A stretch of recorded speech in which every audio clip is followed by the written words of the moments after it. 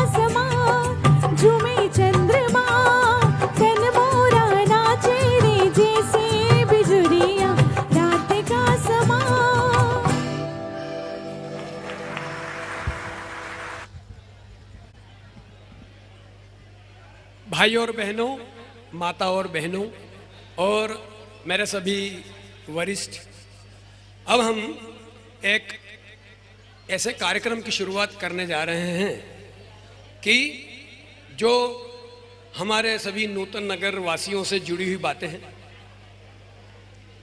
जो कोई भी घटना हमारे मित्रों के साथ, बहनों के साथ या किसी वरिष्ठ के साथ घटित हुई है और उसमें हास्य का पुट है, कॉमेडी है, भावनाओं में बहने वाली कोई बात है, तो जिस किसी को भी कोई किस्सा, ये भी ऐलान कर रहे हैं, खाना तैयार हो गया है, खाना ले सकते शेयर करना हो तो वो दीपक के पास जाके अपना नाम लिखवा दे या उनको बता दे, तो हम एक एक करके उनको बुलाएंगे और शेयरिंग करेंगे। और एक सूचना मिली है कि खाना तैयार है, तो जिन लोगों को डिनर लेना हो वो अपना जाके डिनर ले सकते हैं, खाना शुरू कर सकते हैं। और बाकी के जो है लोग, अब कोई किस्सा होगा तो वो उसको शेयर हम करने वाले हैं। तो सबसे पहले एक किस्सा मैं खुद शेयर करना चाहता हूँ। वो किस्सा इस प्रकार का है कि इसी प्रकार के प्रोग्राम हमारी नूतन नगर कॉलोनी में होते थे। हमारे बड़े भाई लोग बहुत राष्ट्रीय स्तर के कवियों को, ऑर्केस्ट्रा पार्टियों को, अजीज नाजा, नीरज, अशोक चक्रधर, ऐसे बड़े बड़े लोगों को बुलाते थे और कार्यक्रम करते थे।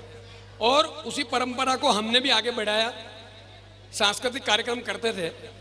तो सांस्कृतिक कार्यक्रमों के अंदर हमारी बहनों का एक प्रोग्राम चल रहा था, तो कुछ बदमाश लड़कों ने हुटिंग शुरू की। हुटिंग शुरू की, चिल्लाना शुरू किया, प्रोग्राम को बिगाड़ना शुरू किया। तो नूतन नगर कॉलोनी के सभी लड़कों ने उनको घेर लिया, उनको धमकी दी कि तुम यहां से चले जाओ। और वो लड़के इतने ज्यादा बदमाश थे कि उन्होंने नूतन नगर वाले लड़कों की कोई बात मानी नहीं। फिर दूसरे दिन भी वो आए और हमको धमकी देकर गए कि हम आएंगे और विजू तेरे घर के होटले पे बैठ के ही हुटिंग करेंगे, तुमसे जो हो कर लो। प्रोग्राम पूरा होने के जस्ट बाद जब हम दरिया वारियां सब उठा रहे थे तो उन्होंने हुटिंग शुरू की और गाली गलौज से जाने लगे करके। नूतन नगर के जितने भी लड़के हैं उन्होंने मेरी कोई बात मानी नहीं और उन दोनों लड़कों को घेर लिया। दोनों लड़कों को घेरने के बाद उनकी पिटाई चालू कर दी और पिटाई चालू करने के बाद किसी एक लड़के ने उसको चाकू मार दिया। लेकिन वो चाकू मारने वाला लड़का नूतन नगर का नहीं था, वो हमारे सपोर्ट में आया था।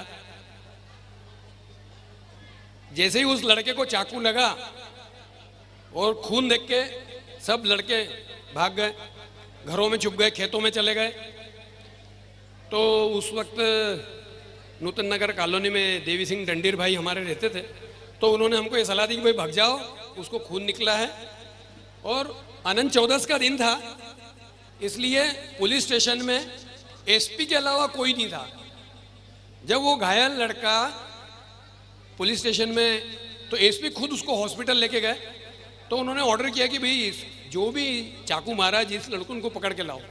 हम तो खेतों में छुप गए थे, भाग गए थे।